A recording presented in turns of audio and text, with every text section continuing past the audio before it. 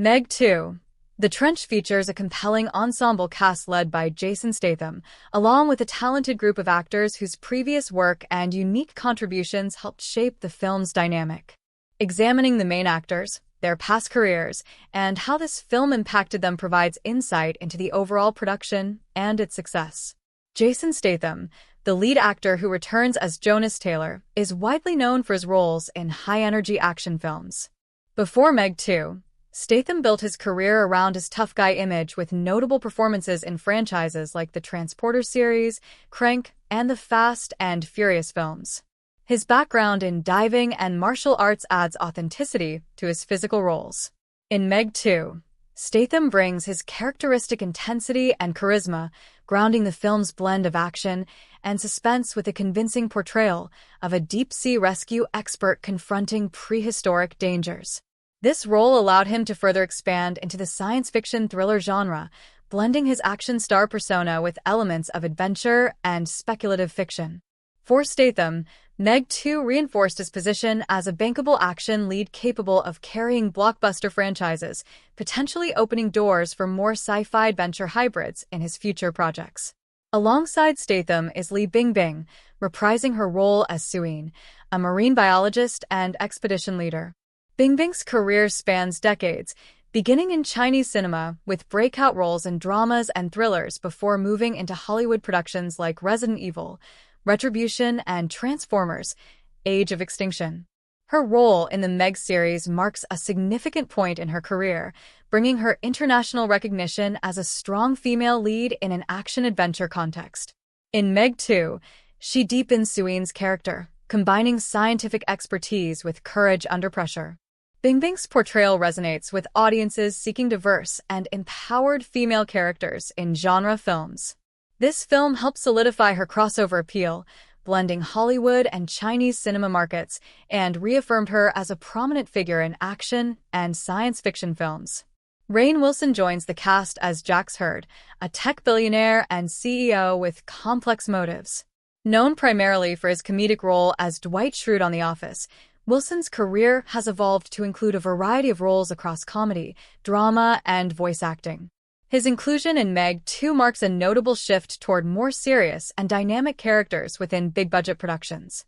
His performance balances eccentricity with intensity, bringing a fresh energy to the film's depiction of corporate interests intersecting with scientific exploration.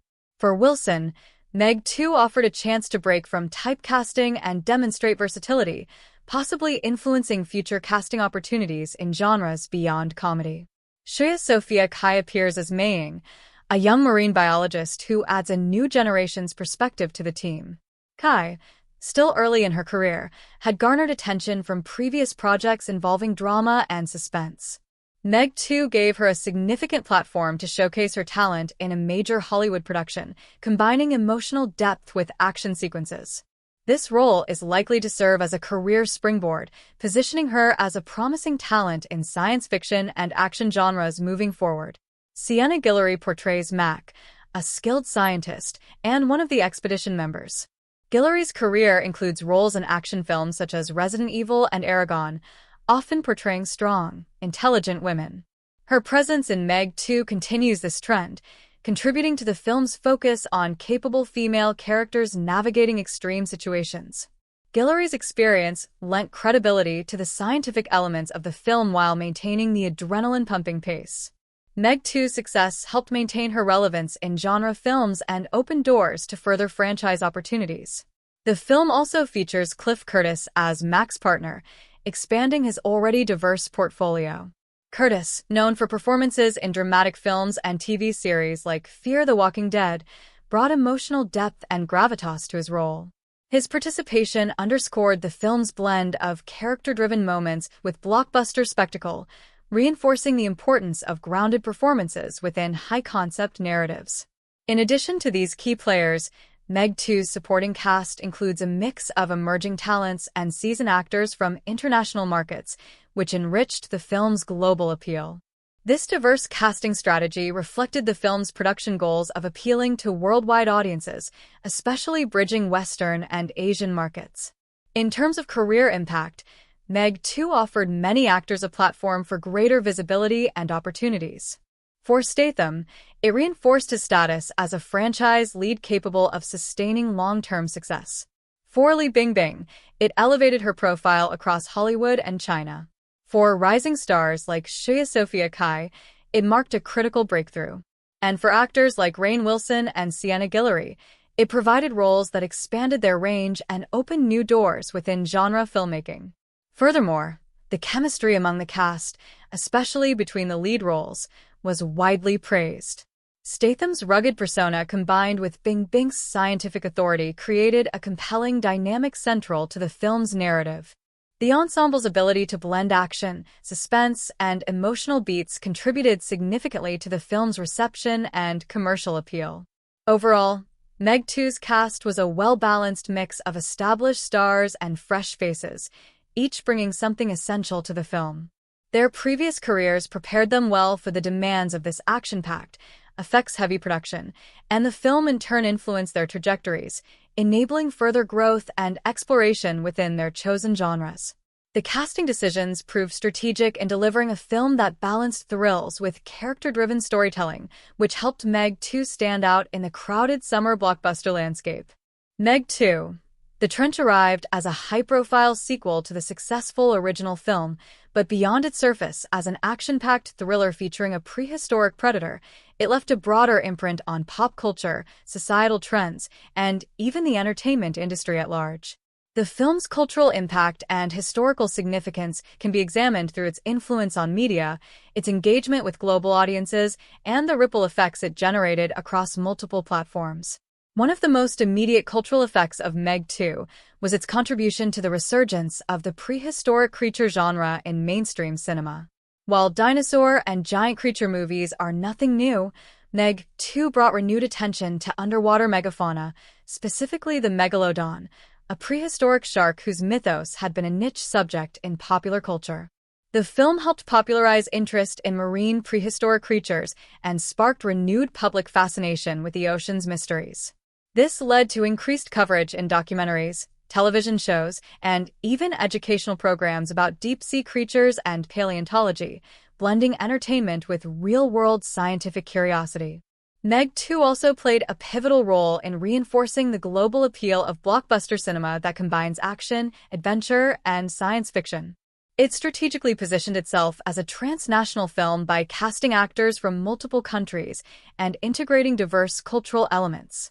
This approach reflected and encouraged a growing trend in Hollywood towards inclusivity and international cooperation in filmmaking, acknowledging the massive importance of markets such as China in global box office dynamics. The film's success illustrated how genre films could cross cultural boundaries and resonate universally, influencing other studios to pursue similar models in casting, storytelling, and marketing. In terms of societal trends, Meg 2's focus on scientific exploration and environmental themes subtly engaged with contemporary concerns about ocean conservation, climate change, and humanity's relationship with nature. While primarily an action film, the narrative's emphasis on the ocean's unknown depths and the consequences of disturbing ancient ecosystems echoed ongoing global conversations about protecting the environment. This thematic undercurrent allowed the film to connect with audiences beyond pure entertainment, tapping into a growing awareness and urgency regarding ecological issues. Following its release, discussions in media and social networks highlighted ocean preservation, with some environmental groups referencing the film as a cultural touchstone for raising awareness, even if indirectly. On a broader pop culture level, Meg 2 inspired a wave of memes and online content that reflected the movie's thrilling, sometimes over-the-top moments. The internet buzzed with fan theories, humorous takes on the giant shark's improbable appearances, and creative fan art that celebrated the film's blend of horror and adventure. Memes focused on the characters' reactions, the absurdity of the giant shark's eyes, and the dramatic underwater sequences, turning elements of the film into viral sensations. This meme culture helped maintain the film's visibility well beyond its theatrical run, contributing to a sustained cultural footprint. Meg 2's presence extended into various media references as well. The Megalodon itself, which had occasionally appeared in literature and lesser-known documentaries, became a frequent pop culture shorthand for unstoppable prehistoric terror. References appeared in other films, video games, and television shows, sometimes as homages, parodies, or direct nods to Meg 2's iconic scenes. The film thus carved out a niche in the modern monster movie canon, influencing how future productions approached sea-based threats. Moreover, Meg 2's cultural impact reached into the realm of merchandise and fan engagement. The film's marketing extended to toys, apparel, and collectibles featuring the Megalodon and the film's protagonists, appealing especially to younger audiences and fans of creature features. These products contributed to the film's visibility and solidified its place in popular culture beyond the screen. The movie's imagery and logo became recognizable symbols associated with summer blockbuster excitement and thrilling sea adventures. From a historical perspective, Meg 2 reflects an era in filmmaking defined by technological advancements and globalized entertainment markets. The film's extensive use of cutting-edge visual effects to bring the Megalodon to life demonstrated how modern CGI can enhance storytelling and audience immersion in ways that were impossible just a decade earlier. Its production timeline also highlights the growing importance of international collaboration, with filming locations and crew drawn from multiple countries, signaling a shift towards more interconnected and cosmopolitan filmmaking practices. The film's release during a period marked by post-pandemic recovery in the movie industry also holds historical significance. Meg 2 served as an example of how big-budget films could still attract large audiences to theaters, helping to revitalize the box office and restore confidence in theatrical releases. Its success provided a blueprint for balancing spectacle with character-driven narratives to draw diverse audiences back to cinemas, which was crucial during a time of shifting viewing habits and the rise of streaming platforms. Politically, while Meg 2 did not directly engage with overt political messages, its underlying themes of human interaction with nature, corporate influence, and scientific ethics echoed ongoing debates in contemporary society. The portrayal of corporate interests attempting to exploit natural wonders for profit mirrored real-world controversies about environmental exploitation and the role of private enterprise in scientific endeavors. These subtle reflections encouraged viewers to consider the broader implications of humanity's technological advancements and their impact on the natural world. In summary, Meg 2. The Trench's cultural impact and historical significance extend far beyond its thrilling plot and spectacular visuals. It revitalized interest in prehistoric marine creatures, influenced global cinema's transnational strategies, engaged with environmental awareness, and embedded itself in internet culture and merchandise. Its success during a transformative period in the film industry underscored the evolving relationship between audiences, technology, and storytelling. The film's legacy is thus one of bridging entertainment with larger cultural and societal currents, leaving a lasting mark on the pop culture landscape of its time. The production of Meg 2. The Trench was a monumental undertaking that combined state-of-the-art technology, international collaboration, and a dedicated creative team to bring the prehistoric Megalodon and its terrifying underwater world to life. Behind the spectacle of the giant shark and explosive action sequences lies a fascinating story of filmmaking challenges, inventive problem-solving, and artistic decisions that shaped the final product. Pre-production for Meg 2 began soon after the success of the original Meg film, with the producers and director eager to expand the universe and elevate the scale of the sequel. The filmmakers aimed to dive deeper, both literally and figuratively, into the mysteries of the ocean's deepest trenches. This decision set the tone for much of the production's focus on immersive underwater environments and complex visual effects. One of the earliest challenges was designing and realizing the Megalodon itself. The filmmakers wanted to create a creature that felt believable and terrifying, avoiding the cartoonish or overly exaggerated. The visual effects team, led by a renowned VFX supervisor, conducted extensive research on shark anatomy, marine biology, and prehistoric fossils to inform the design. The Megalodon was envisioned as a massive, sleek apex predator that blended realism with a sense of ancient menace. The team used a combination of practical effects, detailed 3D modeling, and motion capture to ensure the creature moved naturally in water. creating realistic water simulations, complete with lighting refractions, bubbles, and debris, pushed the visual effects technology to new limits. Filming took place in multiple locations around the world, blending studio shoots with on-location underwater scenes. A significant portion of the underwater sequences was shot in large water tanks equipped with advanced lighting and safety rigs. The actors underwent rigorous training to perform in these challenging conditions, often spending hours submerged or suspended in harnesses to simulate zero-gravity movement. The production also utilized cutting-edge underwater cameras capable of capturing high-definition footage at depth, allowing the director to combine live-action shots seamlessly with CGI elements. One of the most notable filming locations was a coastal marine research facility that served as the primary base for the characters' expedition. The production team meticulously designed the set to resemble a realistic, functional underwater research station, incorporating scientific equipment, computers, and diving gear. The attention to detail extended to props and set decoration, enhancing the film's immersive quality. The production designers collaborated closely with marine scientists to ensure authenticity, even consulting on how the characters would realistically interact with their environment. Directorial choices in Meg 2 focused heavily on pacing and tension. The director aimed to balance the adrenaline-pumping shark attacks with quieter moments of character development and scientific discovery. This approach required careful planning of shot sequences and scene transitions, often using long takes and underwater Steadicam shots to create a fluid, immersive experience. The director also experimented with varying camera angles, from claustrophobic close-ups during tense moments to wide shots that showcase the vastness and danger of the deep ocean. The cast experienced several memorable moments and challenges during filming. Jason Statham, known for his physicality, performed many of his stunts underwater, requiring him to maintain breath control and precision in difficult conditions. Li Bingbing shared anecdotes about the emotional intensity of scenes filmed in cold, dark water tanks, noting how the environment helped her connect with her character's fear and determination.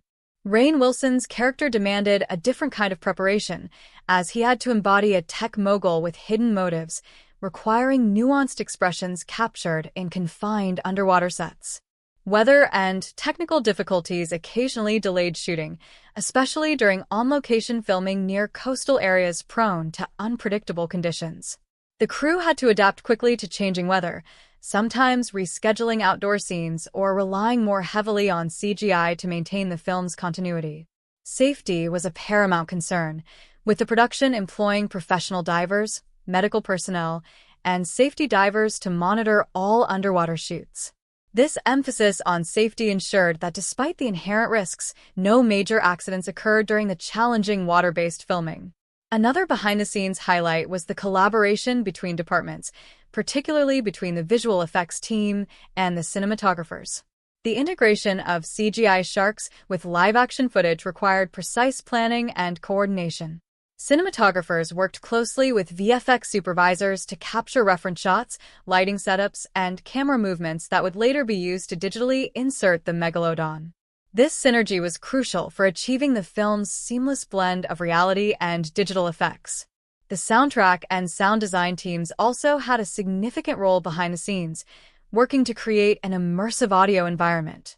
Recording realistic underwater sounds posed unique challenges, leading to creative use of both natural recordings and synthesized effects. The sound engineers experimented with layering various elements, such as water pressure changes, marine life noises, and the shark's movements, to produce an aural experience that heightened tension and realism. In post-production, the film underwent extensive editing to balance the various narrative threads and action sequences. Test screenings influenced several key decisions, including trimming certain scenes to maintain pacing and enhancing character moments to deepen audience engagement. The editors worked closely with the director to ensure that the tension built steadily toward the climactic showdown with the Megalodon. Marketing and promotional activities also reveal behind-the-scenes stories. The cast participated in extensive press tours, often sharing humorous and insightful anecdotes about their experiences working with massive CGI creatures and filming underwater. These interactions helped humanize the production, making fans more invested in the film before its release. In conclusion, the making of Meg 2. The Trench was a complex and ambitious process that combined cutting-edge technology, careful artistic vision, and dedicated collaboration across all departments. The challenges of filming underwater, designing a believable prehistoric predator, and balancing spectacle with story pushed the production team to innovate and adapt constantly. These behind-the-scenes efforts ultimately resulted in a film that delivers thrilling entertainment while immersing audiences in the mysterious, dangerous world beneath the ocean's surface. Meg 2. The Trench continues the saga of deep-sea peril, plunging audiences even further into the mysterious and treacherous underwater world where ancient creatures lurk. The film's narrative structure is designed to build tension gradually, balancing action set pieces with character development and scientific intrigue. Its plot weaves together multiple threads, human ambition, survival, and nature's fury, into a coherent and engaging story that unfolds with a deliberate pacing and escalating stakes. The story begins with a tense opening sequence that immediately establishes the high-risk environment of deep ocean exploration. The film opens in the Mariana Trench, the deepest part of the world's oceans, where a group of scientists led by marine biologist Shuya investigates strange seismic activities. This opening serves as both a prologue and a setup, hinting at the enormous prehistoric threat that lies beneath. The isolated and claustrophobic setting introduces the dangers of the unknown deep sea, while showcasing the expertise and courage of the team. Jonas Taylor, the protagonist and deep-sea rescue expert, is drawn back into the fray when reports surface of disappearances and attacks linked to the Megalodon. Unlike the first film where the shark's appearance was a surprise, Meg 2 begins with a more ominous tone, with characters aware of the looming threat but unsure of its scope or intentions. This narrative choice increases tension by placing the characters in a race against time to understand and contain the predator before it wreaks havoc on the surface world. As the film progresses, the plot unfolds in a series of escalating confrontations between the human team and the Megalodon. Early scenes focus on establishing the characters' relationships, motivations, and expertise. The pacing here is measured, allowing the audience to connect with the team members and understand the scientific stakes involved. There is a strong emphasis on realism, with detailed explanations of the oceanic environment, research equipment, and safety protocols. This grounding in scientific detail adds credibility and makes the eventual chaos more impactful. The film introduces a secondary antagonist in the form of a corporate entity led by Jax Hurd, whose technological ambitions threaten to exacerbate the situation. This subplot weaves into the central narrative, exploring themes of greed and ethical boundaries in scientific exploration. The tension between the corporate interests and the scientific team creates narrative complexity, as characters must navigate not only the physical danger of the Megalodon but also human conflicts that jeopardize their mission. Key plot twists are carefully placed to maintain suspense and surprise. One pivotal moment reveals the existence of multiple Megalodons, raising the stakes considerably. This revelation transforms the narrative from a single creature survival story into a broader ecological threat, emphasizing the unpredictability of nature and the limits of human control. Another twist involves betrayal within the team, as conflicting agendas come to light, adding layers of intrigue and emotional conflict. The narrative structure follows a classic three-act format. The first act introduces the threat and characters, culminating in an initial confrontation that results in significant casualties and raises the urgency of the mission. The second act intensifies the conflict, featuring a series of action sequences where the team attempts to trap or neutralize the Megalodons. These sequences are interspersed with moments of scientific discovery and character interactions that deepen the emotional stakes. The third act delivers the climax, a high-stakes battle that combines strategy, technology, and sheer willpower. The climax is a visually spectacular and emotionally charged sequence set deep in the trench itself. Here, the protagonists execute a daring plan to lure the Megalodons into a contained area, using both technology and environmental knowledge. The pacing quickens dramatically, with rapid cuts between underwater combat, surface-level chaos, and the characters' personal struggles. The tension reaches a peak as sacrifices are made, and the ultimate confrontation with the Megalodon leader unfolds. The climax balances intense action with character-driven moments, giving weight to the resolution. The denouement provides a satisfying conclusion, while leaving the door open for future installments. The surviving characters reflect on the experience, highlighting themes of respect for nature and the importance of scientific responsibility. The final scenes hint at lingering mysteries beneath the ocean, setting up potential new threats and adventures. Meg 2's narrative also incorporates a layered storytelling approach. Flashbacks and character backstories are used sparingly but effectively to provide context and emotional depth. For example, Jonas Taylor's past encounters with the Megalodon and his personal losses are revealed through brief flashbacks that inform his motivations and decisions in the present timeline. This nonlinear element enriches the narrative without disrupting the flow.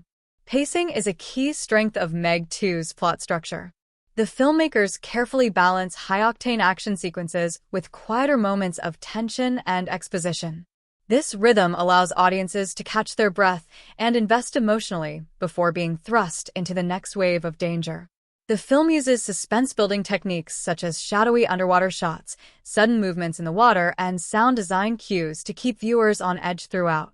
Dialogue and character interactions are woven into the narrative to advance the plot and develop relationships. Moments of humor and camaraderie among the team provide relief from the intense situations, humanizing the characters and making their peril more relatable. The narrative also explores themes of trust, sacrifice, and the clash between human ambition and natural forces, all embedded within the unfolding action. In conclusion, Meg 2, The Trench employs a well-crafted narrative structure that expertly combines suspense, character development, and thrilling action.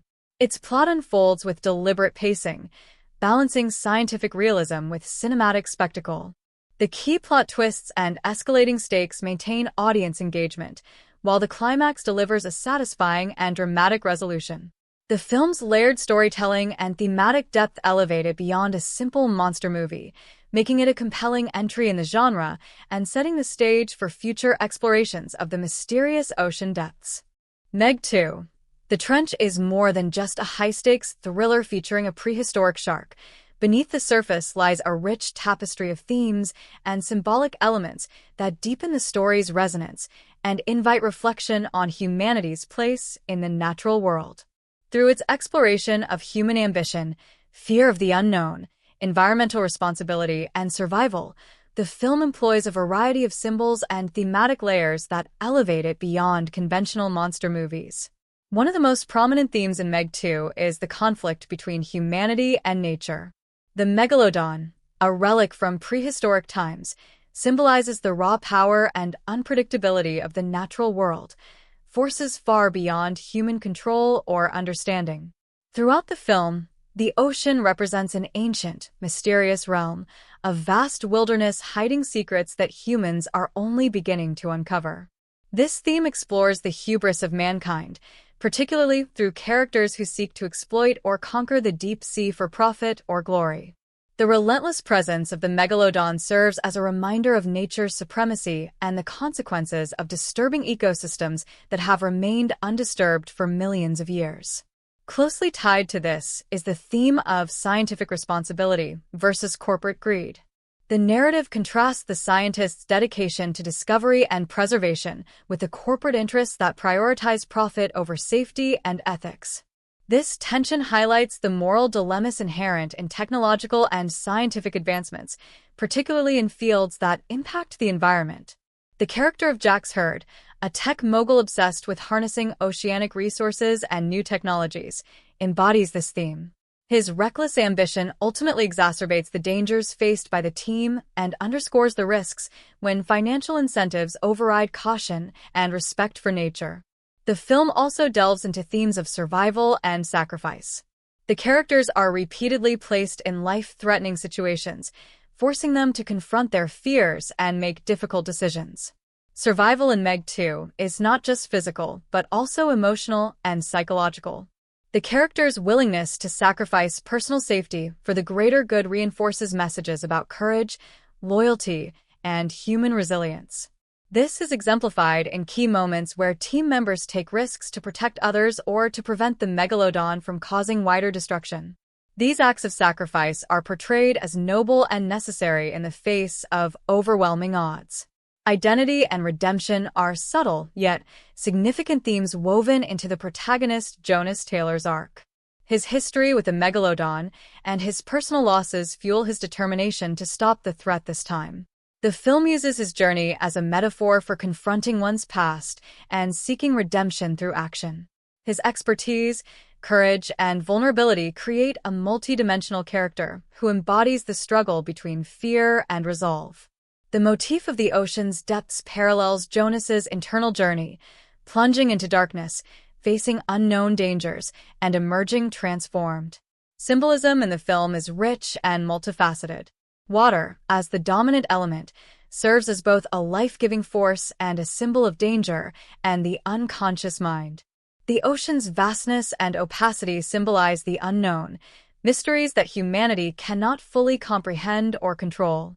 Scenes set in deep, dark waters evoke feelings of isolation and vulnerability, emphasizing the theme of man versus nature. The contrast between light and darkness underwater also symbolizes knowledge versus ignorance. The characters must navigate this interplay to survive and uncover truths. The Megalodon itself is a powerful symbol. Beyond its role as a physical threat, it represents the primal, unstoppable forces of nature that have existed long before humans.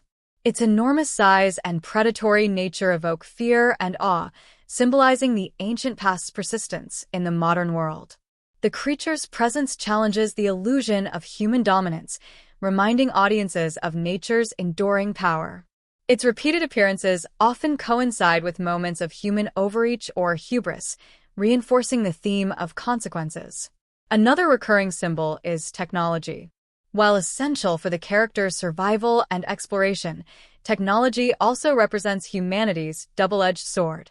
It provides tools to understand and confront the Megalodon, but also enables reckless behavior and unintended consequences. The juxtaposition of advanced underwater vehicles, remote-operated drones, and scientific instruments against the primal force of the Megalodon highlights the fragile balance between progress and respect for nature. Technology's role in the narrative questions whether human innovation can truly master or coexist with the natural world. The film also uses environmental motifs to underline its ecological message.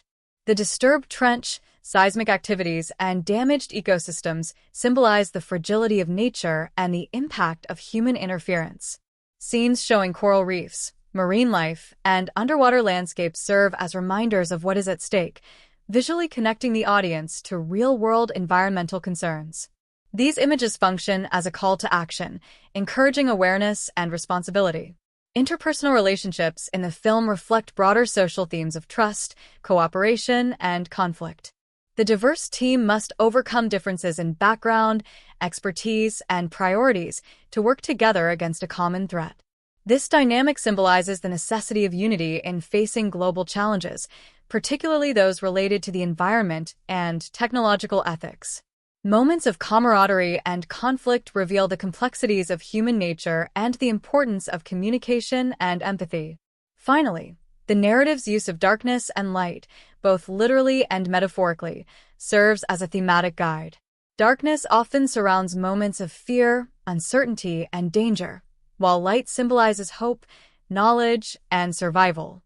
The characters' movement from the shadows of the deep ocean towards illuminated spaces mirrors their journey from ignorance and vulnerability to understanding and empowerment.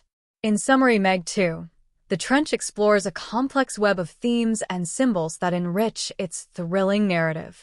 The conflict between humanity and nature, scientific ethics, survival, identity, and environmental responsibility are all central to the film's message.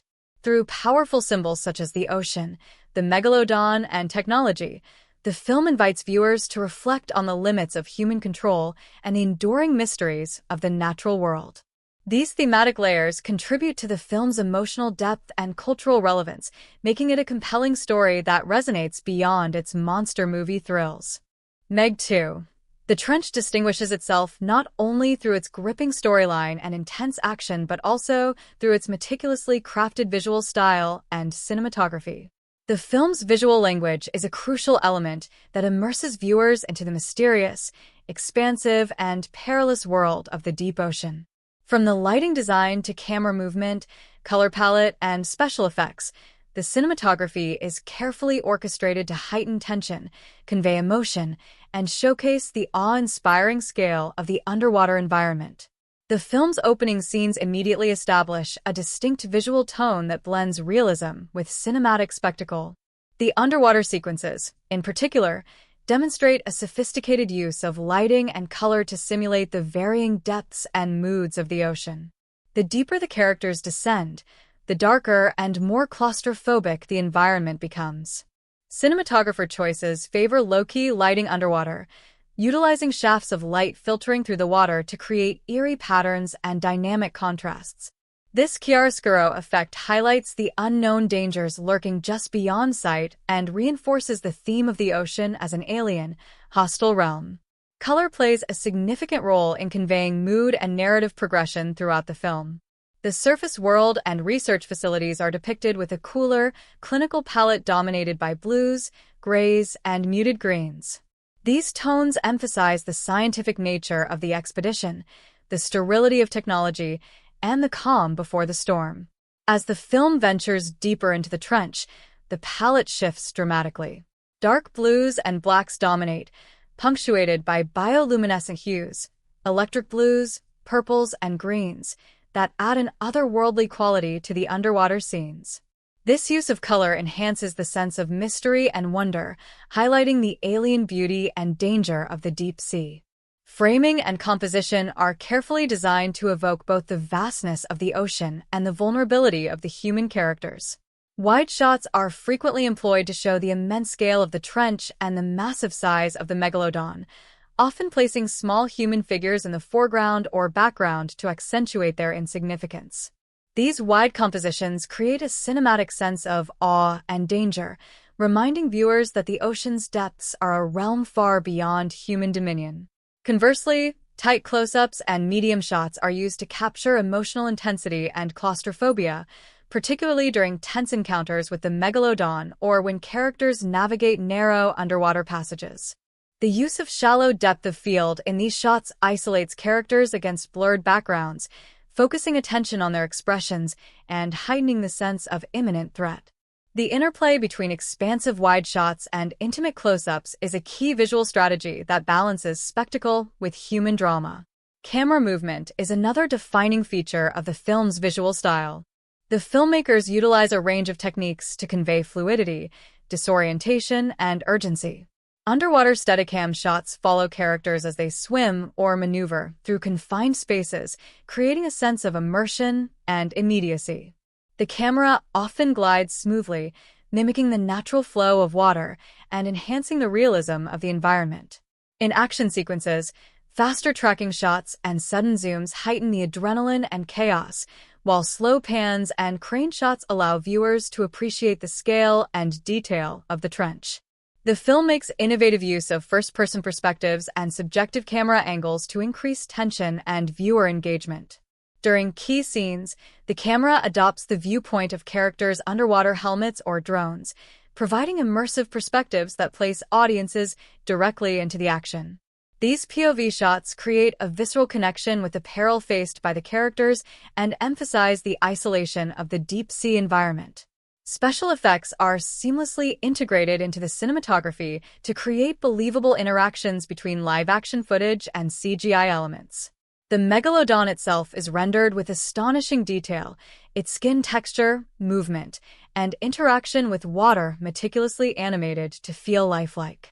The visual effects team collaborated closely with the cinematographers to match lighting conditions and camera angles, ensuring the creature's presence felt natural and threatening. Effects such as water displacement, bubbles, and debris are carefully timed with the camera's movement to maintain immersion. Lighting design extends beyond the natural underwater environment to include artificial sources like submersible lights, research station illumination, and emergency flares. These practical light sources are used creatively to sculpt the scenes and direct audience focus. For instance, the harsh, focused beams of underwater flashlights create narrow cones of visibility, increasing suspense by limiting what characters and viewers can see. Similarly, the flickering lights of a damaged submarine add urgency and chaos to critical sequences. The film also employs visual motifs to reinforce its themes. Recurring images of circular shapes, such as portholes, sonar screens, and submarine hulls, evoke a sense of enclosure and entrapment. These motifs highlight the character's confinement within the vast, yet restrictive, oceanic environment. Reflections and distortions created by water surfaces and glass further symbolize the blurred lines between reality and danger. Color grading in post-production enhances the film's mood and consistency. Cool blue-green tints dominate the underwater scenes, while warmer tones are reserved for surface and interior settings. The grading subtly shifts throughout the film to mirror narrative developments. Darker, more saturated colors correspond with rising tension, while lighter palettes accompany moments of hope or discovery. This visual rhythm supports the emotional trajectory of the story. The use of practical effects combined with digital enhancements contributes to the tactile quality of the film's visual world.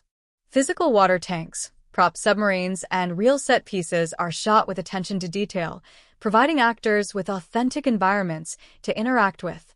These elements ground the film's spectacle and make the CGI creatures feel more integrated. In summary, the visual style and cinematography of Meg 2, The Trench are integral to its storytelling power. The film's careful manipulation of lighting, color, framing, and camera movement immerses viewers in a richly textured underwater world that is both beautiful and terrifying. The seamless blend of practical and digital effects creates a believable environment where human vulnerability is starkly contrasted with the immense, untamed power of nature. This visual mastery elevates the film, making it not only an exciting thriller but also a compelling cinematic experience that captures the imagination and emotions of its audience. The auditory landscape of Meg 2, The Trench plays a vital role in shaping the film's immersive and suspenseful atmosphere.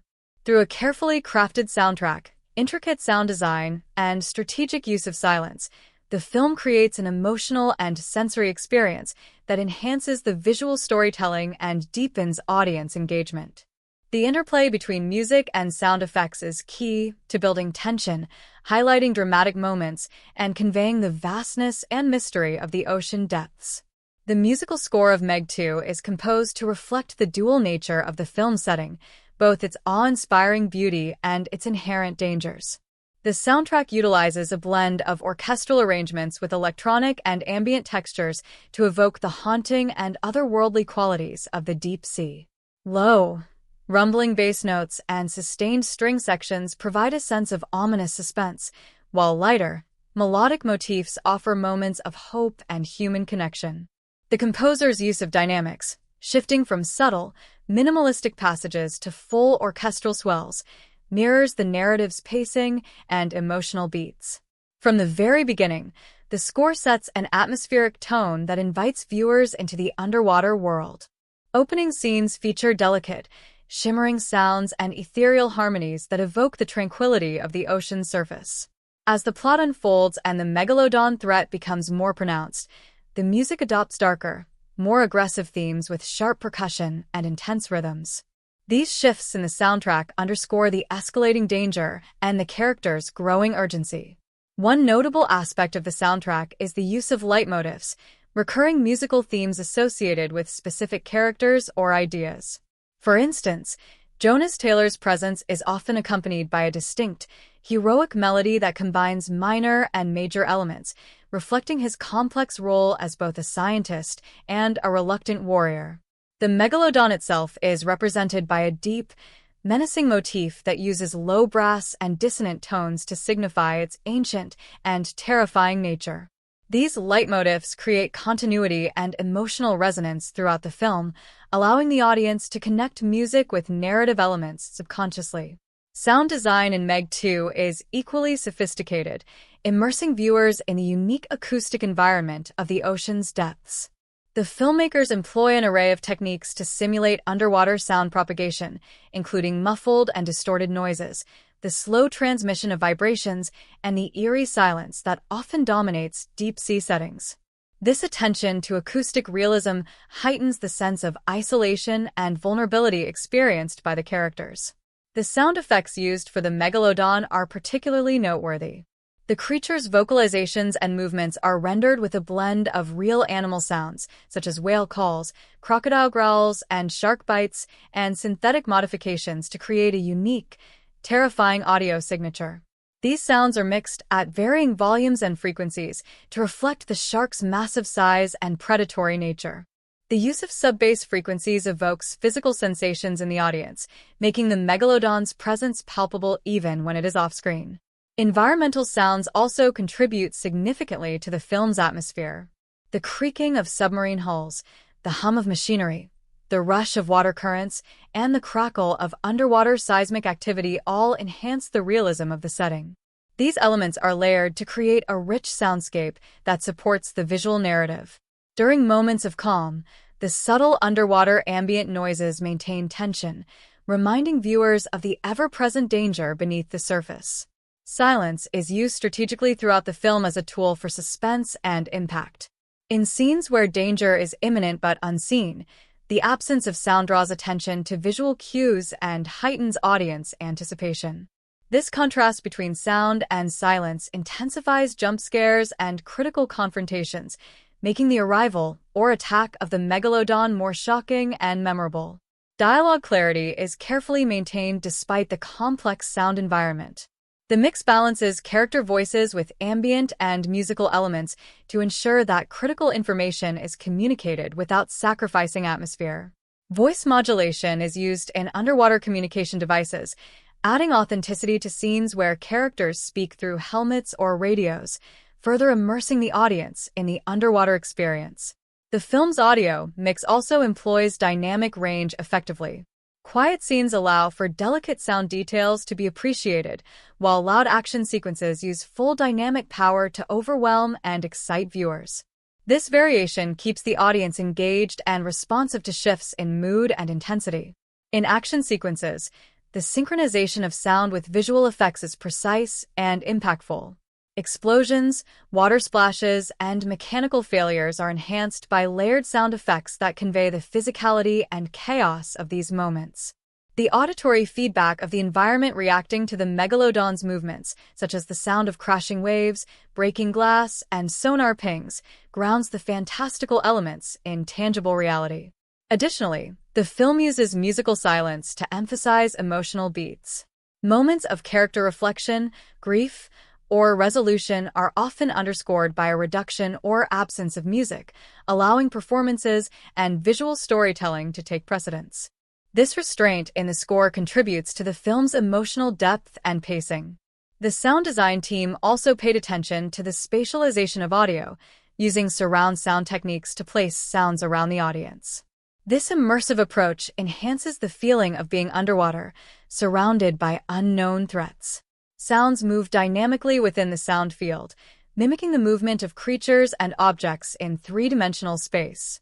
In summary, the soundtrack and sound design of Meg 2, The Trench are integral to the film's success in creating a thrilling and immersive cinematic experience.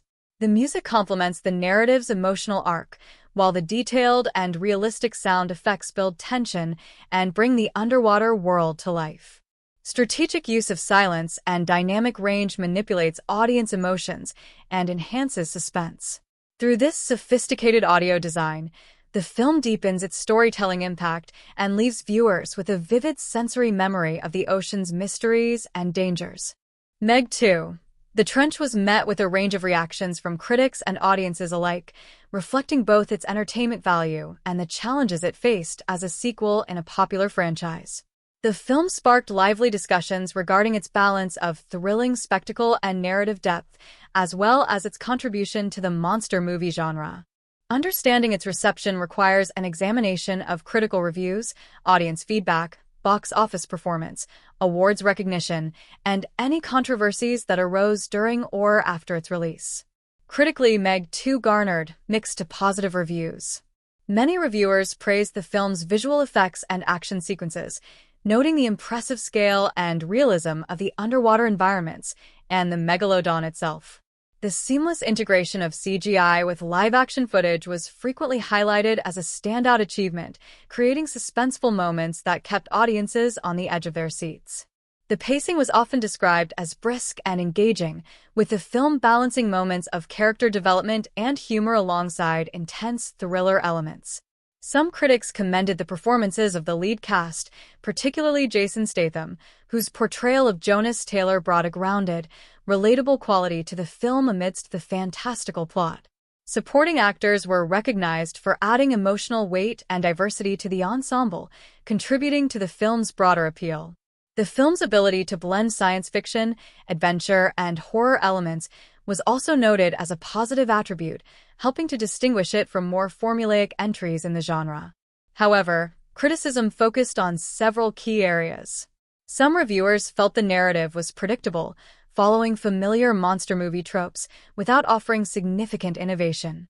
The plot was described by some as thin or secondary to the spectacle, with dialogue and character arcs occasionally criticized for lacking depth. Additionally, a few critics found the film's reliance on jump scares and CGI action sequences to overshadow opportunities for more nuanced storytelling. The film's scientific accuracy was a point of contention. While the original Meg franchise has never aimed for strict realism, some viewers and experts took issue with certain plot devices and depictions of marine biology.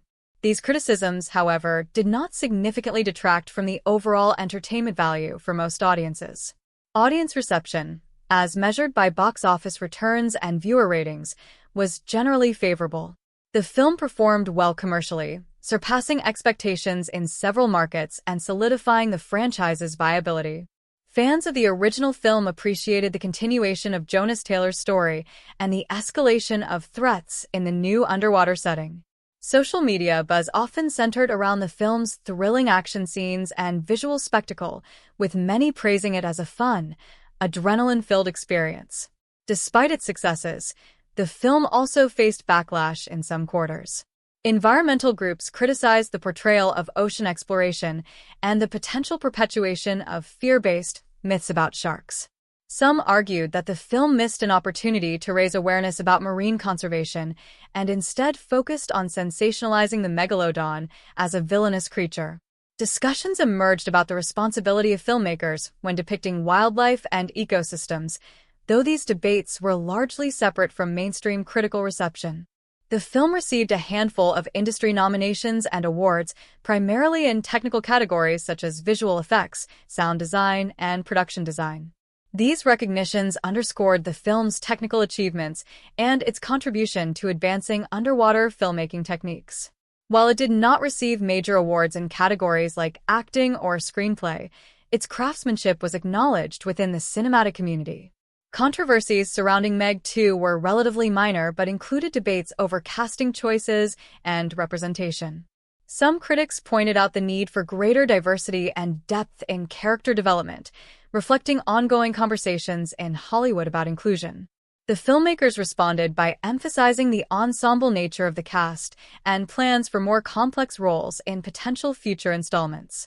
In summary, Meg 2: The Trench was largely successful in delivering an entertaining and visually impressive sequel that satisfied many fans of the genre and franchise. While it faced criticism for certain narrative and thematic shortcomings, the film's technical excellence, engaging performances, and thrilling action sequences secured its positive reception in the popular market. The mixed but overall favorable critical response, strong box office performance, and audience enthusiasm reflect the film's ability to captivate viewers despite some familiar genre limitations. The legacy of Meg 2: The Trench extends far beyond its box office performance or its place as a sequel to a successful original. As a high-concept, visually ambitious science fiction thriller with global appeal, the film left a lasting imprint on the monster movie genre, contemporary blockbuster filmmaking, and the wider entertainment landscape. Its influence can be seen in the way it built upon genre conventions, inspired further entries in the franchise, and sparked broader cultural conversations about the relationship between humans and the natural world.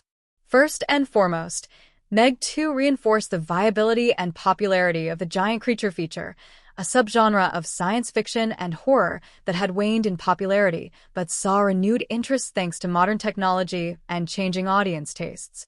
Building on the foundation laid by its predecessor, Meg 2 demonstrated that audiences remained eager for high-stakes survival stories involving ancient monsters, especially when grounded in semi-realistic environments and blended with action thriller elements.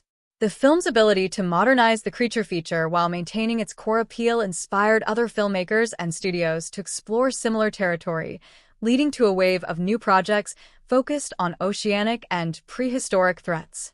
One clear legacy of Meg 2 is its contribution to the resurgence of interest in deep-sea exploration as a cinematic setting.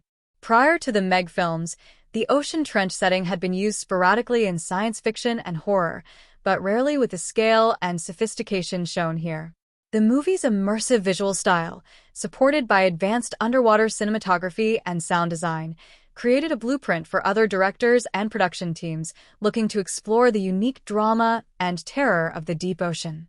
As a result, several subsequent films and streaming series began to adopt similar underwater themes, blending marine science fiction with suspense and action. The success of Meg 2 also contributed to the growing trend of globally targeted blockbusters. Its international cast, strategic market appeal, and collaborative production approach between Hollywood and Chinese studios reflected a shift in how large-scale films are financed, produced, and marketed. This globalized model, which had already gained momentum in the late 2010s, was reinforced by Meg 2's performance in non-Western markets. As a result, more studios began to tailor their tentpole projects for broader international resonance, incorporating actors, themes, and cultural elements that would appeal to audiences worldwide. In terms of franchise building, Meg 2 served as a clear stepping stone for future sequels and spin-offs. By expanding the lore of the first film and introducing new threats, environments, and characters, the movie laid the groundwork for an extended cinematic universe centered on underwater exploration and prehistoric sea creatures. Discussions surrounding a third Meg installment gained traction shortly after Meg 2's release, with fans and commentators speculating about the future of the characters and the possibilities for even more extreme oceanic dangers.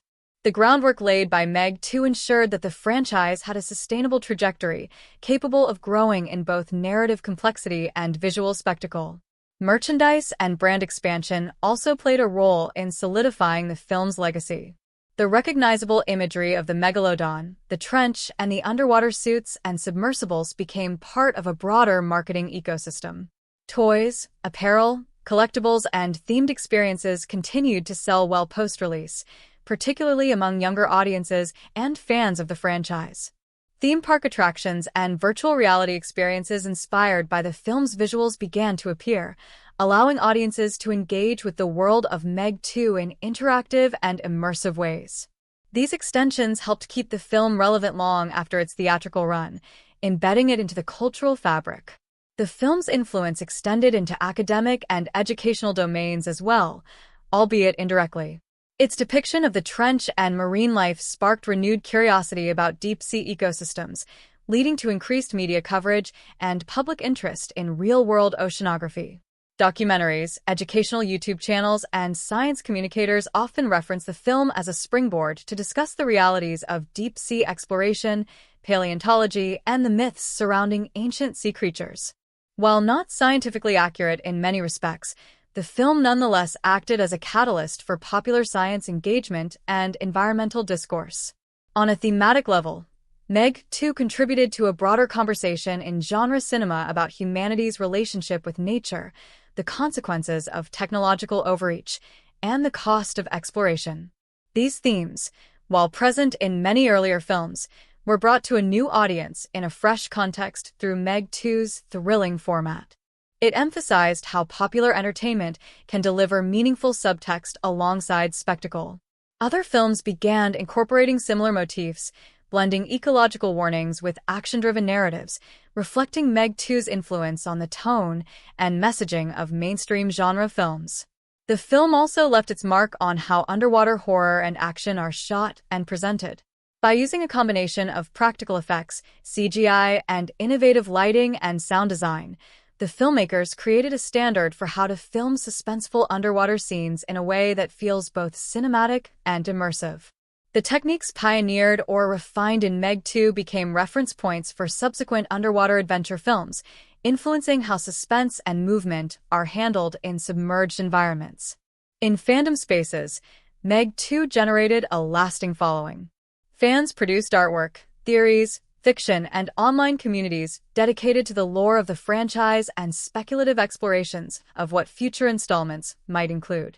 These fan-driven contributions helped sustain the film's cultural presence and demonstrated its emotional and imaginative impact on audiences.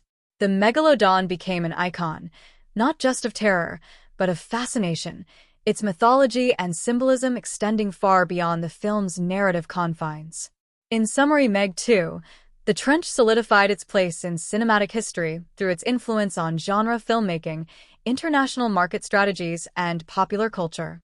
It revitalized interest in underwater science fiction and giant creature narratives, paved the way for franchise expansion, and inspired both fans and filmmakers.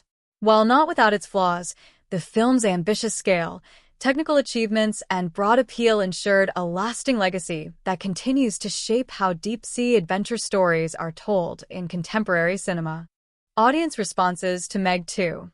The Trench were not just about entertainment or visual spectacle, they also reflected a variety of emotional, psychological, and cultural reactions.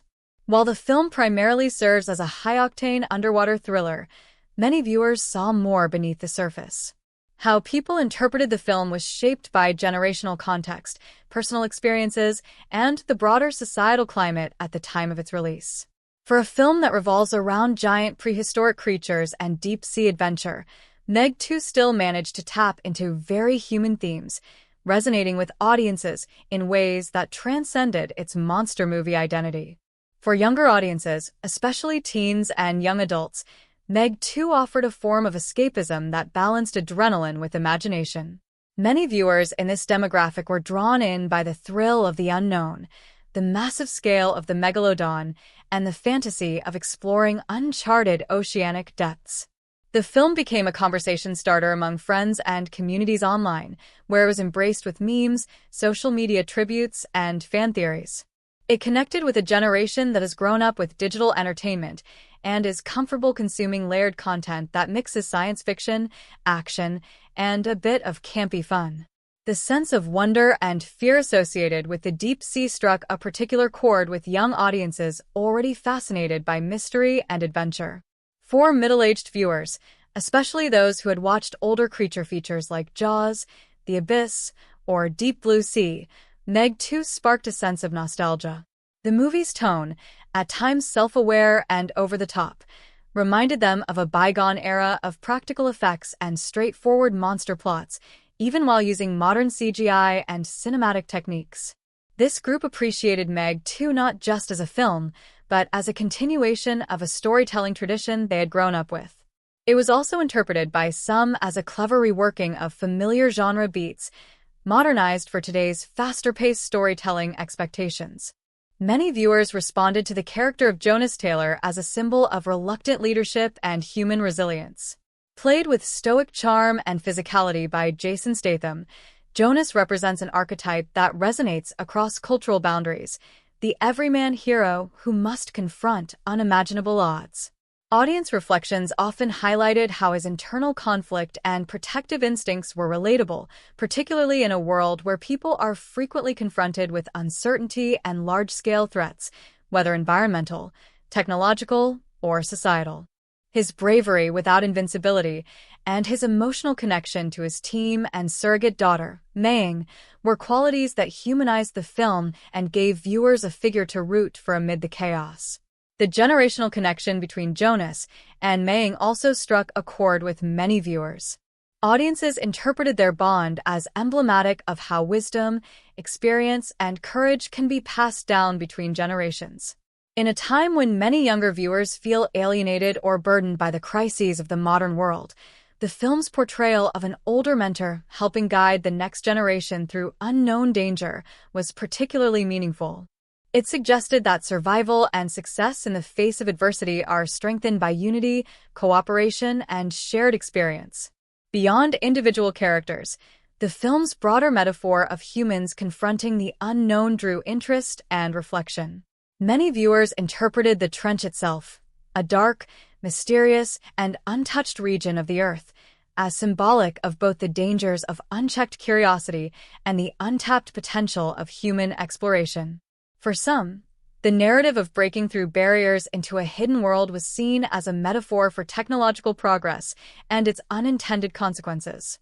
The appearance of monstrous threats from the deep mirrored real-world anxieties about climate change, ecological disruption, and the limits of human intervention in nature. These viewers read the film as a subtle commentary on how the natural world might respond to humanity's relentless pursuit of control and exploitation.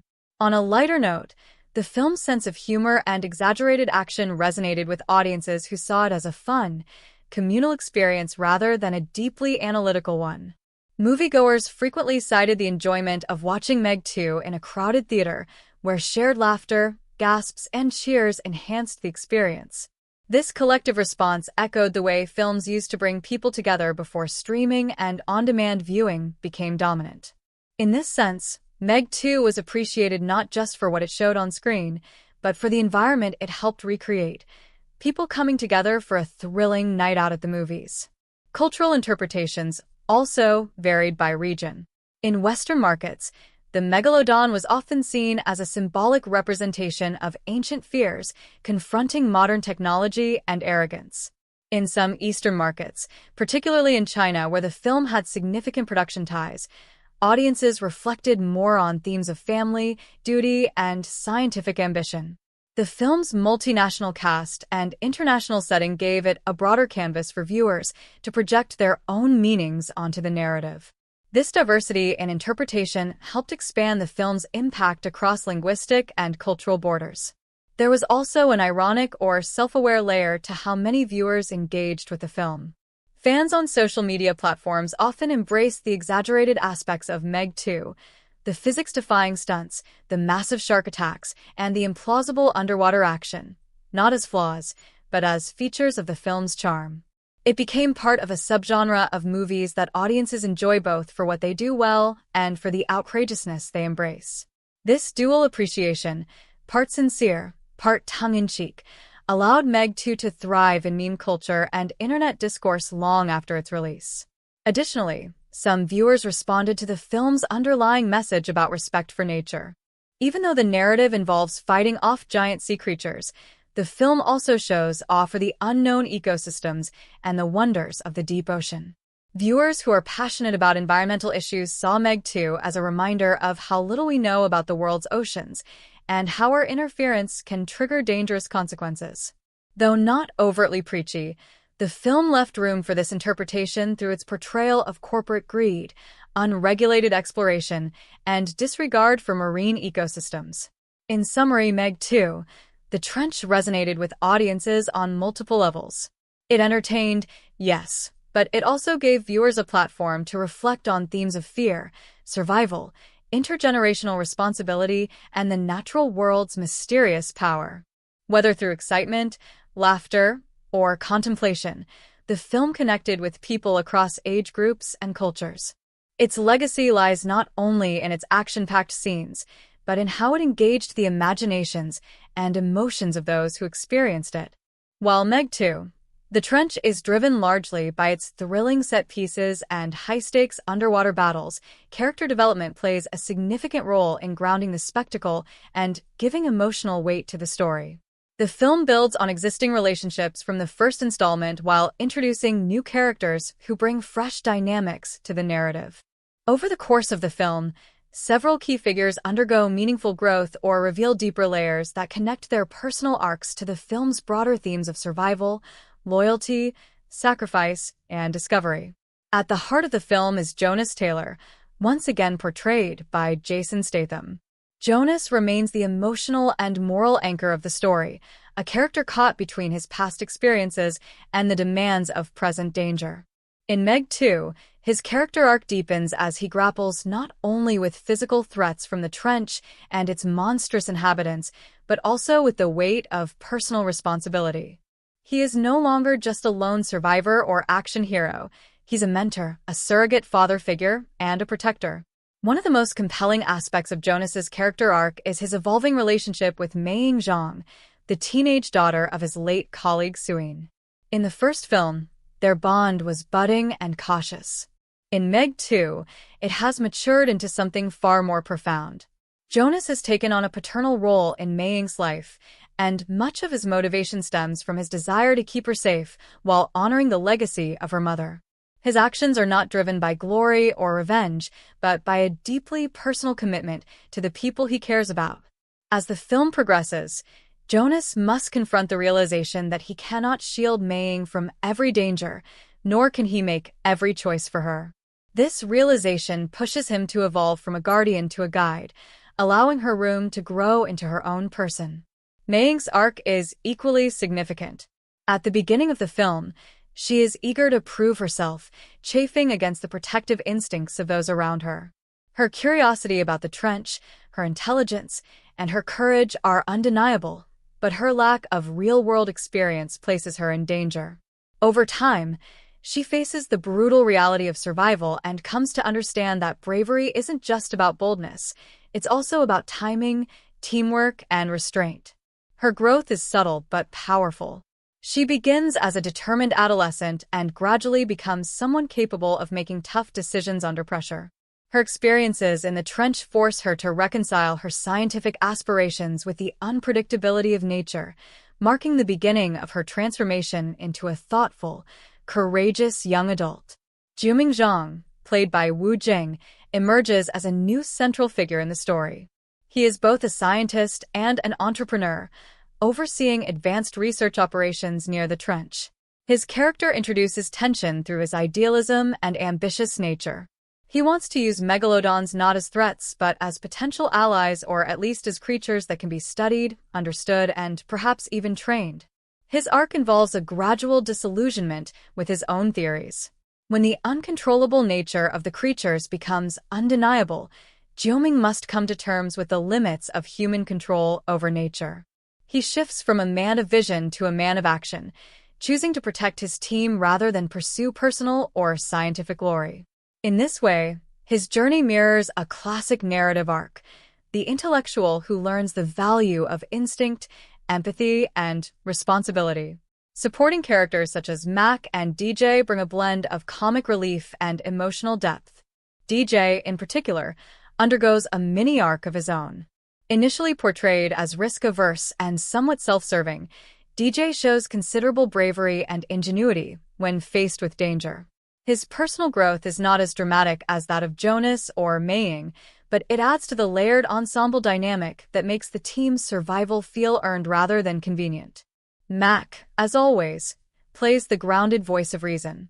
His steady presence provides contrast to the emotional highs and lows experienced by others, and though his arc is minimal, his loyalty and pragmatism reinforce the group's unity.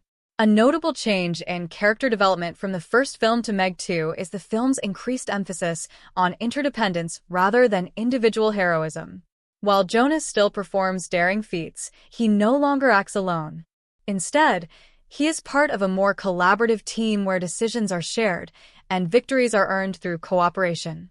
This thematic shift reflects an evolution in Jonas's character, from a solitary figure haunted by past trauma to a team leader who trusts others and embraces shared responsibility. His willingness to defer, to teach, and to listen demonstrates growth that elevates the emotional impact of the film's action sequences. The villains of Meg 2 also serve important narrative and thematic roles, even if their arcs are less developed. The human antagonists, often driven by corporate greed and disregard for ecological balance, contrast sharply with the protagonists' motivations. Their downfall usually comes through a combination of hubris and underestimation of nature's power. While not given complex backstories, these antagonists function as cautionary figures, characters whose refusal to adapt or respect the natural world ultimately leads to their demise. One subtle but poignant theme that emerges through character arcs is the idea of legacy, not just in terms of genetics or mentorship, but in how actions reverberate through others. Jonas's choices affect Mei Ying's development. Juming's evolution is shaped by his interactions with both Jonas and his research subjects. Even the Megalodons themselves are symbolic of ancient legacies, powerful remnants of a forgotten world reawakening in the modern era. The characters must all grapple with what they are leaving behind and what kind of future they are creating, both for themselves and for the world. In conclusion, while Meg 2, The Trench is fundamentally an action-driven creature feature, its characters are far from one-dimensional. Through their relationships, challenges, and transformations, the film adds depth and emotional resonance to its thrilling narrative. Jonas Taylor evolves from a reluctant hero to a collaborative leader. Mei Ying matures into a capable, self-aware young woman. Juming transitions from visionary to protector. These arcs, along with the layered support cast, elevate the story and provide the human core necessary to make the epic scale of the film feel intimate and meaningful. The characters are not just surviving the trench, they are growing through it. In Meg 2, The Trench, the visual language of costume and set design plays a crucial role in immersing the audience in its world, a space that shifts dramatically between sleek high-tech laboratories, deep-sea darkness, and chaotic island environments under siege. While the film's central appeal is driven by its massive prehistoric threats and kinetic action, the attention to visual detail grounds these spectacles in a believable world. The costumes and sets help to delineate the hierarchy of characters, establish mood, and subtly reflect the film's themes of human vulnerability, environmental arrogance, and technological ambition. Starting with costume design, the characters' wardrobes reflect not only their professions, but also their individual personalities, cultural contexts, and levels of preparedness. Jonas Taylor's attire is functional, rugged, and pragmatic. Throughout most of the film, he is seen in utilitarian outfits, often dark, breathable, and built for physical action. His clothing echoes his military background and no-nonsense approach to danger.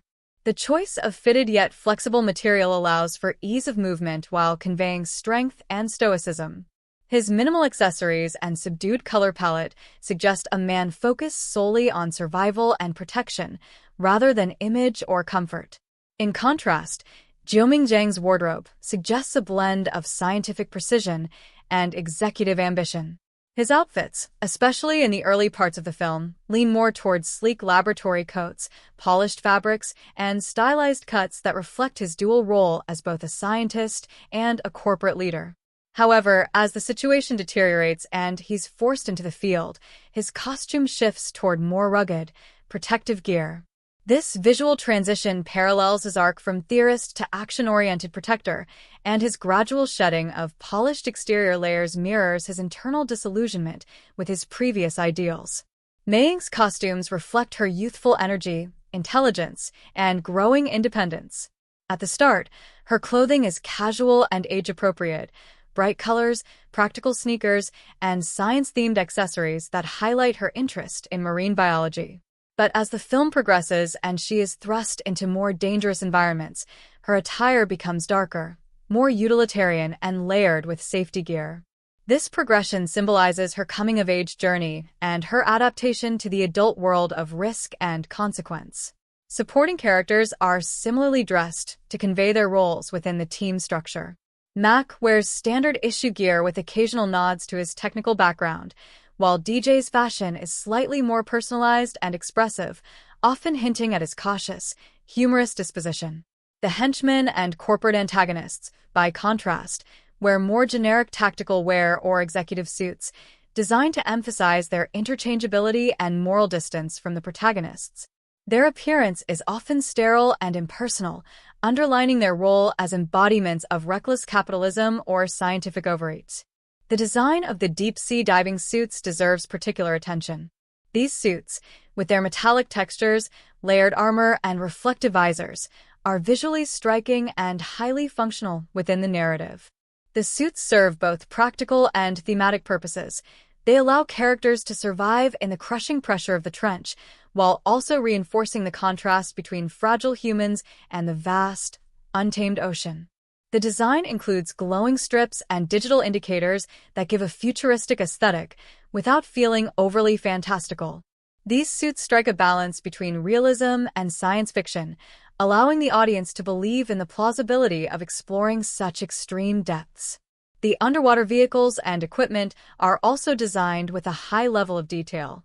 Submersibles feature ergonomic layouts, padded seating, multi-screen controls, and reinforced windows that visually communicate both the advanced technology and the inherent danger of their operation. These elements not only serve narrative functions, but also provide a tactile sense of realism that enhances audience immersion. Moving into the sets, Meg 2 delivers a rich tapestry of environments that feel both believable and dramatically heightened. One of the standout sets is the deep-sea base from which much of the early exploration is launched. This facility combines industrial functionality with sleek, modern aesthetics. Stainless steel corridors, glass observation decks, and brightly lit laboratories create a space that feels advanced yet grounded in existing marine technology. The lighting is especially important here. Cool blue tones dominate, reinforcing the oceanic setting and creating a sense of isolation and sterility that underscores the character's vulnerability. The trench itself is perhaps the most ambitious and visually compelling set in the film. While much of it is constructed using CGI, practical sets were employed to enhance key scenes with physical textures such as rocky cavern walls, bioluminescent plant life, and jagged outcroppings. The trench is rendered as a place of both majesty and menace. It is alien in its darkness and unpredictability, with swirling sediments, deep shadows, and sudden bursts of light from unknown creatures. The art direction here balances the surreal with the scientifically plausible, borrowing elements from real-world deep-sea research while pushing the boundaries of what could be found in an unexplored ecosystem. Above water, the sets are no less effective. The island resort sequence showcases bright, cheerful exteriors, sunlit beaches, pastel-colored buildings, and vacationing crowds that stand in stark contrast to the dark and dangerous trench. This juxtaposition heightens the tension when the Megalodons arrive, as the idyllic environment is suddenly turned into a chaotic, bloody battlefield. The set design here plays on the trope of Paradise Lost, reminding the audience that danger can erupt even in the most seemingly safe and picturesque places. Another important set is the command center on the research vessel, where many of the tactical decisions are made. With large holographic displays, live tracking systems, and floor-to-ceiling digital readouts, the space feels immersive and high-stakes. The design choices here reflect the broader theme of human attempts to control nature through data and observation. However, the overwhelming scale of the monsters eventually renders even this advanced space vulnerable, a reminder that technology has its limits. Makeup and practical effects also contribute significantly to the film's immersion. The injuries sustained by characters, cuts, bruises, exhaustion, are rendered with realism, reinforcing the film's commitment to portraying the toll of survival. The sweat, grime, and occasional blood shown on the characters' faces and arms as they battle their way out of danger adds another layer of authenticity, ensuring that the stakes feel tangible rather than sanitized. In terms of color palette, the film uses contrast to separate its narrative beats. Underwater scenes lean heavily on blues, greens, and blacks, invoking the alien quality of the trench. Scenes on land or in the lab use more neutral tones, grays, whites, and silvers, to suggest control, science, and order. The arrival of the megalodons and other sea monsters often coincides with shifts in the lighting, flashing reds, alarms, and emergency lighting that visually punctuate the descent into chaos. In a film like Meg 2, The Trench, where massive prehistoric creatures take center stage and the visual spectacle commands much of the audience's attention, the screenplay has a challenging task. It must effectively support the narrative momentum without overshadowing the action, while also humanizing the characters and making the story emotionally resonant. The dialogue and overall scriptwriting in Meg 2 are designed primarily to serve this purpose, functioning as a bridge between the intense action sequences and the quieter, character-driven moments that give the film its emotional grounding. The script, penned by Hoeber, Erich Hoeber and Dean Georgaris, adopts a tonal balance that merges pulpy adventure with elements of sincere drama and occasional humor. The dialogue is accessible, fast-paced, and unpretentious, prioritizing clarity, urgency, and character voice over intricate wordplay or philosophical depth. This approach fits the tone of the film, which never pretends to be a meditative character study but rather a high-stakes, big-budget adventure with human stakes. Jonas Taylor, portrayed by Jason Statham, has some of the most defining dialogue in the film. His character speaks in short, sharp bursts, with minimalism that matches his tough, no-nonsense persona. The economy of words is intentional. His lines are often stripped of excess, focused on the task at hand, and delivered with an undercurrent of world-weariness. One of the script's strengths is how it uses Jonas's terseness to emphasize the gravity of their situation, allowing body language and action to fill in the emotional gaps. Occasionally, Jonas's dry wit emerges, usually in moments of downtime or tension relief, which humanizes him without undercutting his role as the film's stalwart hero. Meiying Zhang, the young character growing into her own throughout the film, benefits from dialogue that reflects both her intelligence and youthful exuberance.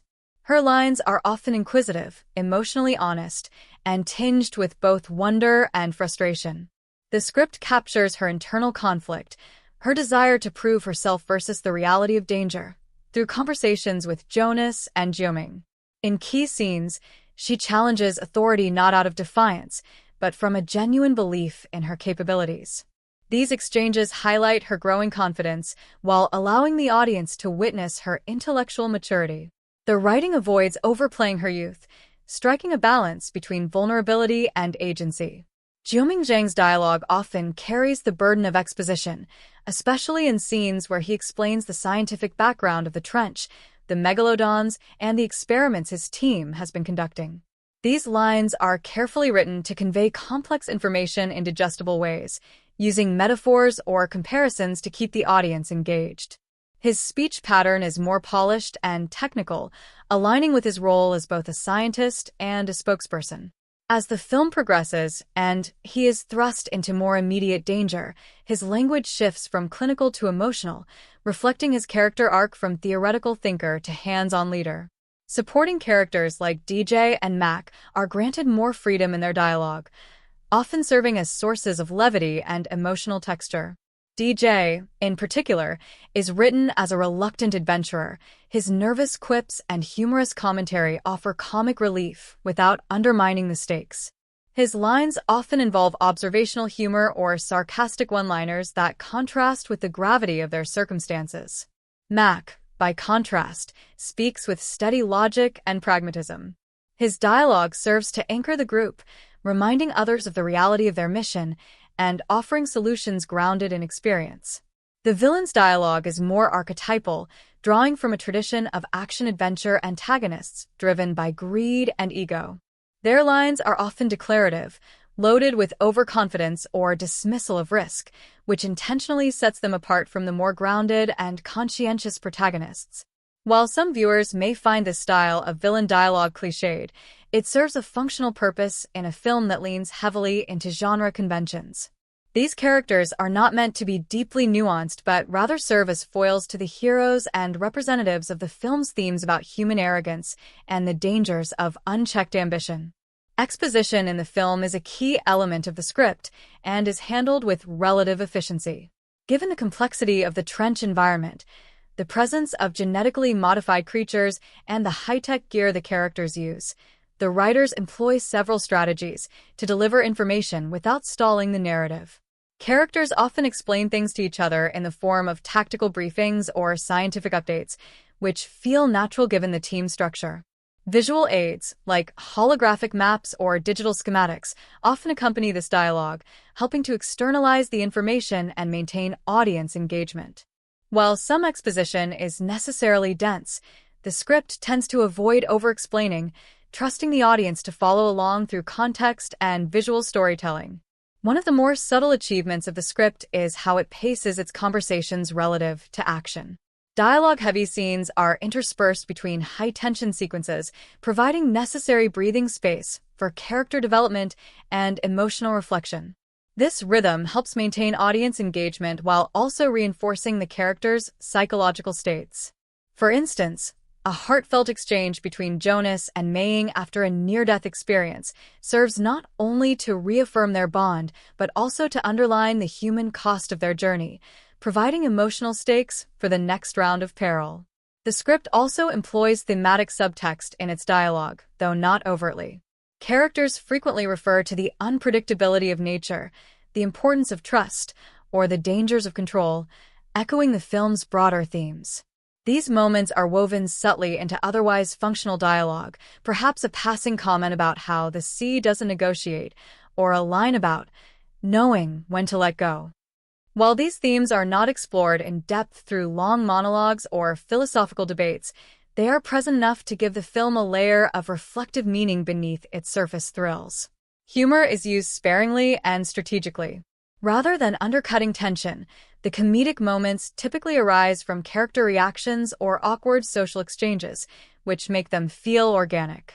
DJ's fearful remarks or moments of disbelief, for example, provide a release valve for the audience after a harrowing sequence. The humor is not slapstick or absurd, but grounded in character, which helps maintain the overall tone of seriousness and suspense. The script's treatment of tension building is particularly noteworthy. Moments of silence or clipped exchanges are used to create suspense before major action sequences.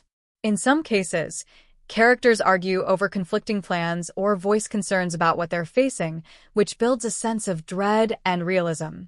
These scenes serve as psychological foreplay to the action, enhancing its impact when it finally arrives. The film's climax features a blend of concise, mission-focused dialogue and emotionally driven declarations that reflect how far the characters have come, both as individuals and as a team.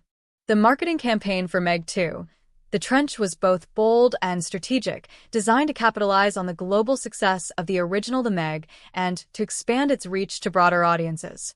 As a summer blockbuster filled with giant sea monsters, high-octane action, and a returning global action star in Jason Statham, the film had a built-in appeal. The promotional strategy focused on amplifying these elements, leaning into spectacle, humor, and nostalgia for monster movies, while also targeting a younger generation with social media-savvy campaigns. Warner Brothers and its international partners orchestrated a multi-tiered marketing effort across digital platforms, traditional media, experiential events, and merchandise that worked together to drive interest before the film's release. One of the central pillars of the promotional campaign was the release of multiple trailers, each carefully designed to highlight different facets of the movie. The initial teaser trailer set the tone with a mix of suspense and spectacle, showcasing deep-sea exploration, brief glimpses of the massive Megalodons, and the return of Jonas Taylor. The teaser's pacing was deliberate, building tension with eerie underwater silence, punctuated by sudden appearances of giant predators. This created buzz among fans of the original film and monster movie enthusiasts in general. The full-length trailers that followed leaned more into action, humor, and monster mayhem. They featured a wider array of threats, including other prehistoric creatures, and teased large-scale destruction, particularly the beach attack sequence. The trailers also made sure to spotlight Jason Statham's action scenes, including the now iconic moment of him fending off a sea creature with a harpoon while riding a jet ski. The trailers were released in multiple languages and tailored slightly for different markets, especially China, which represented a major box office demographic. In the Chinese trailers, more emphasis was placed on the character of Jiuming Zhang and the storyline surrounding the Zhang Institute, which helped promote the film as a shared production appealing to both Western and Eastern audiences. This dual market strategy proved effective in maintaining international appeal and helped the film position itself as a global blockbuster rather than a purely American spectacle. Visual advertising played a significant role as well, with eye-catching posters appearing both digitally and in major metropolitan areas. The key art featured the monstrous megalodon emerging from the ocean depths, contrasted against the tiny silhouettes of humans swimming or fleeing on boats. This size differential emphasized the central theme of man versus nature and visually communicated the film's scale and danger. One particularly striking promotional poster showed a giant creature's jaws opening beneath an oblivious beachgoer lounging on a float, recalling iconic shark movie imagery while exaggerating it for dramatic effect.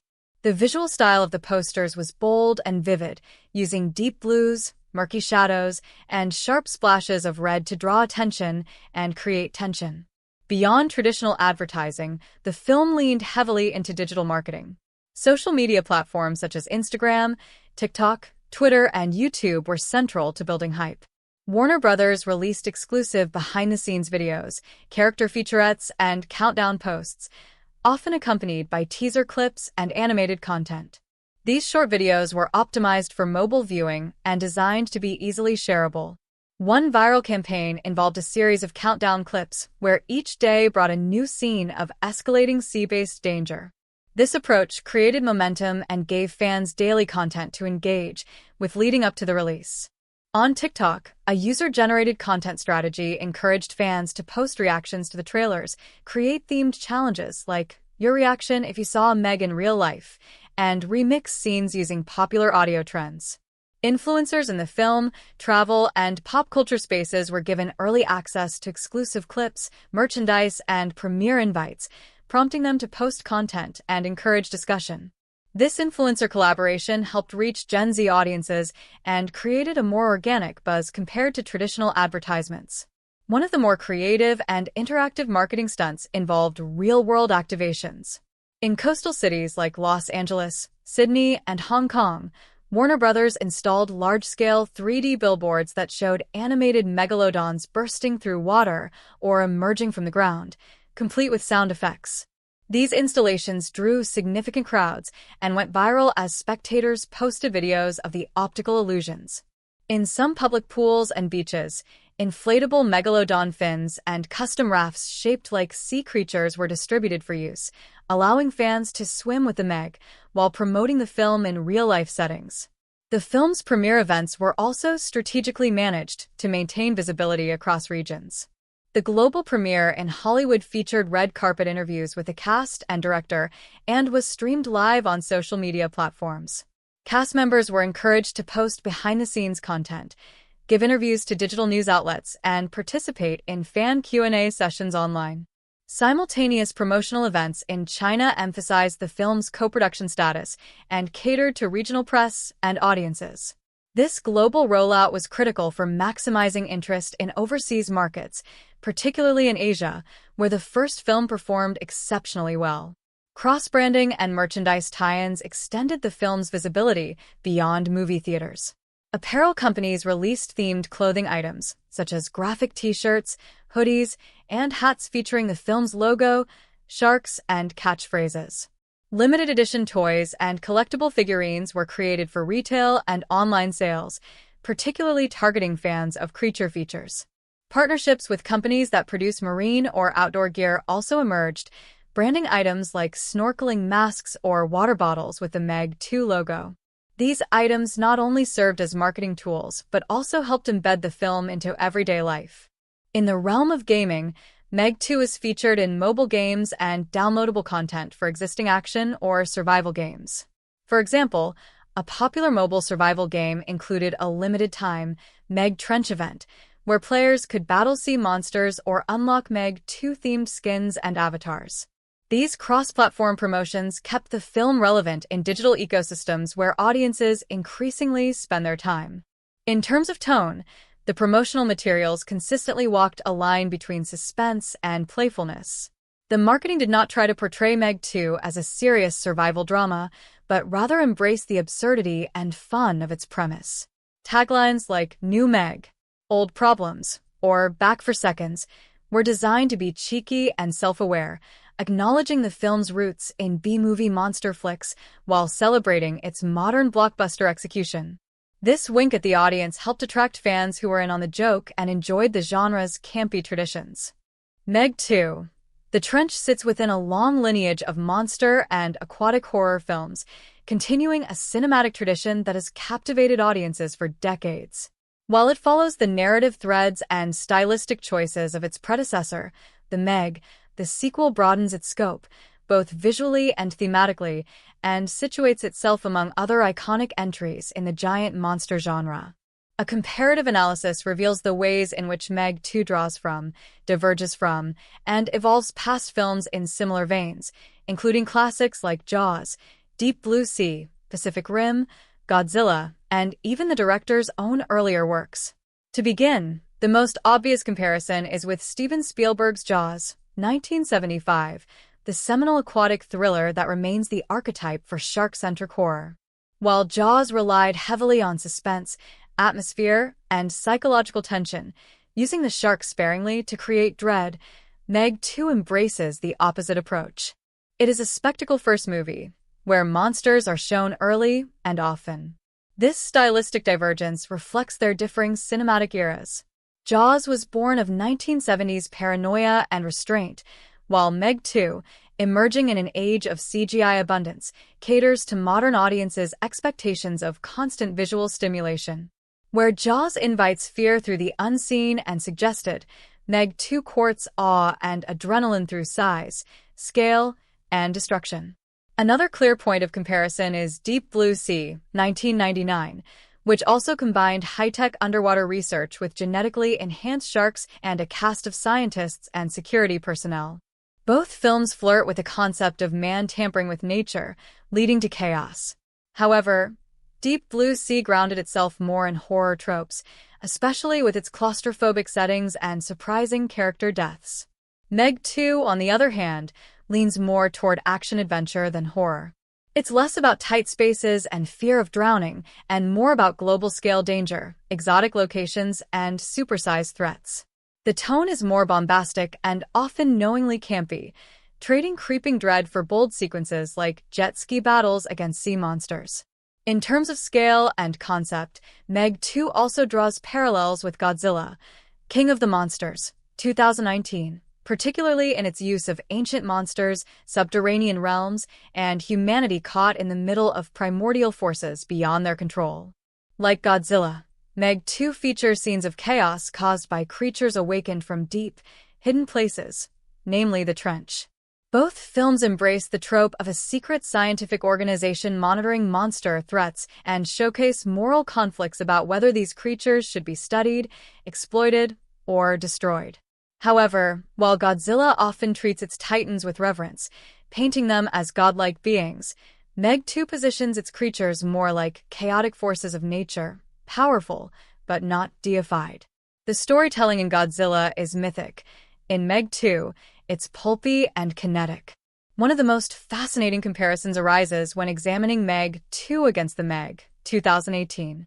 Both films share a central character in Jonas Taylor and a focus on giant aquatic threats, but their narrative priorities differ significantly. The first film was structured more like a mystery thriller hybrid, gradually building up to the appearance of the Megalodon and placing more emphasis on character development and suspense. In contrast, Meg 2 dives quickly into action, expands its roster of monsters beyond sharks, including amphibious creatures and other prehistoric threats, and incorporates espionage and corporate sabotage as new narrative layers. This sequel attempts to raise the stakes not just by introducing more monsters, but also by complicating human motivations.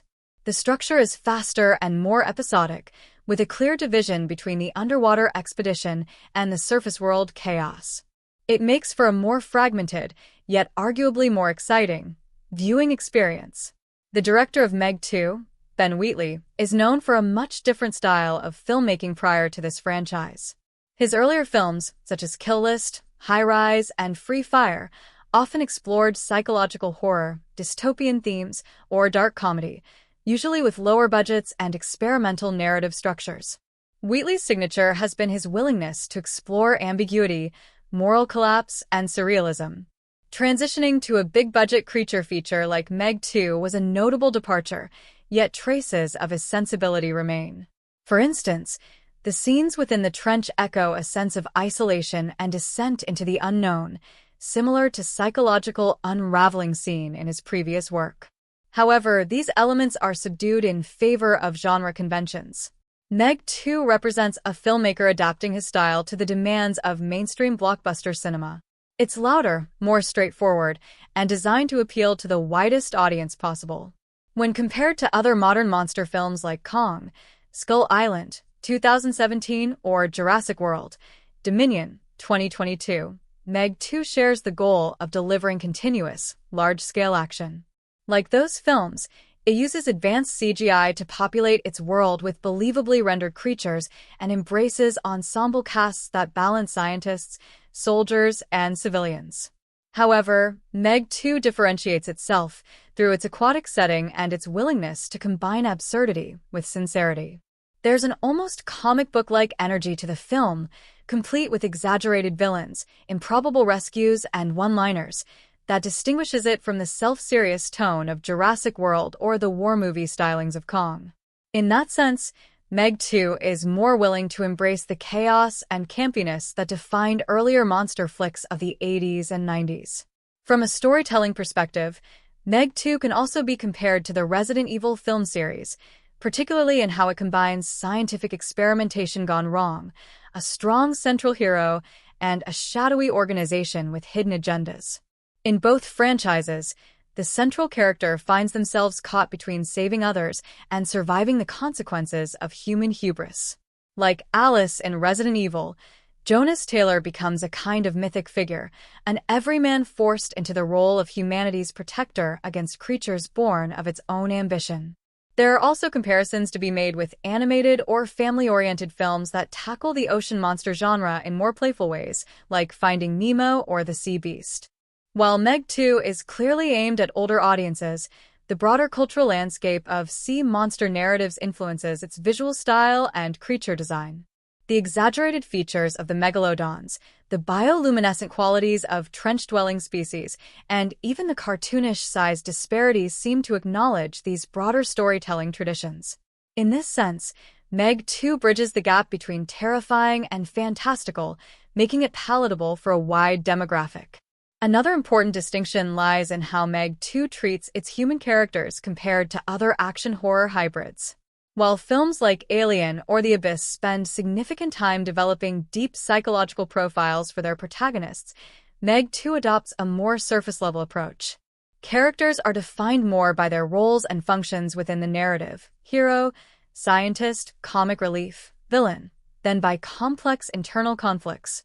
This isn't necessarily a flaw. It reflects the film's pulp adventure heritage, where archetypes drive the story forward at a brisk pace. This is consistent with many blockbuster sequels, which often forego introspective storytelling in favor of momentum and scale.